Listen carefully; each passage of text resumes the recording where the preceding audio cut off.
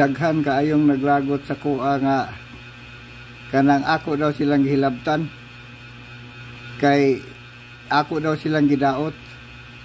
Giyon sa man ako pag-ingon nga, giyon sa man ako pagdaota mo nga kanang ako man gibasa sa Biblia. Kung wala na ko nabasa sa Biblia, ako mong gidaot. Pero kay ako man gibasa, kung wala na ko nagibasa, kusog ko or gidaot mo. Pero kay akong gibasa sa Biblia ang akong giistorya, so wala gid ta mo daotak. Parehas anang nag-ingon si Mrs. nga kung anha na mo, kung naana si Kristo anha mo mutuo. Sa mabasa dito sa 1 o sa buhat 3:20, 22-23 nga nag-ingon aron kay iyang ipadala si Jesus nga ang Kristo, kay si Mrs. nag-ingon nga usa ka propeta gikan sa inyong kaigsuonan igipatindog sa Ginoong Dios alang kaninyo, maingon siya pagpatindogan ako, magpatalinghog kamo kaniya sa tanan niyang gisulti kaninyo.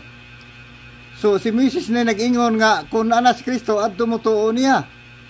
Unya kay sa panahon ni Kristo ang nagdilig pagkaon dinuan masiyawa.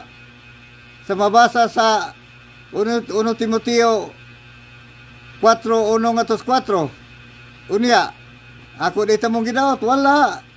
Ako lang nagibasang Biblia, gipaybaw talang mo nga ang inyong relihiyon nga nagdili og pagkaon sa panahon ni Kristo tinuan sa yawa.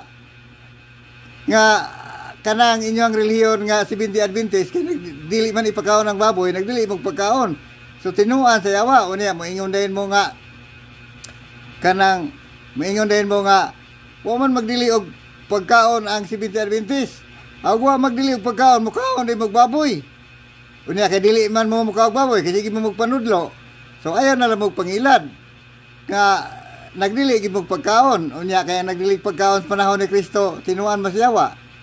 Unya gidaot dito mo ana, wala. Si Kristo mo ay nagsulti sa inyo mga anak nga ang inyong relihiyon tinuan sa yawa. Unya og magbautismo pag mo mali pag yun. Kay gisumay-sumay lang na inyong sugos Mateo 28:19. Ang mga tao pabautismoan ko sa ngalan, unya inyo rang gisumay-sumay, wagin mo kalito ko, wagin mo kibaw kinsay ngalan samahan.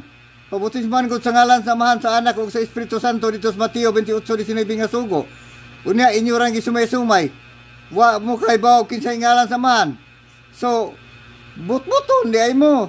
So kay inyo ang pagpamakak, wala ta mo daota. Kay wala man mo pagkaila sa Dios. Nya dito sa Tito 1:16 sila nang himakak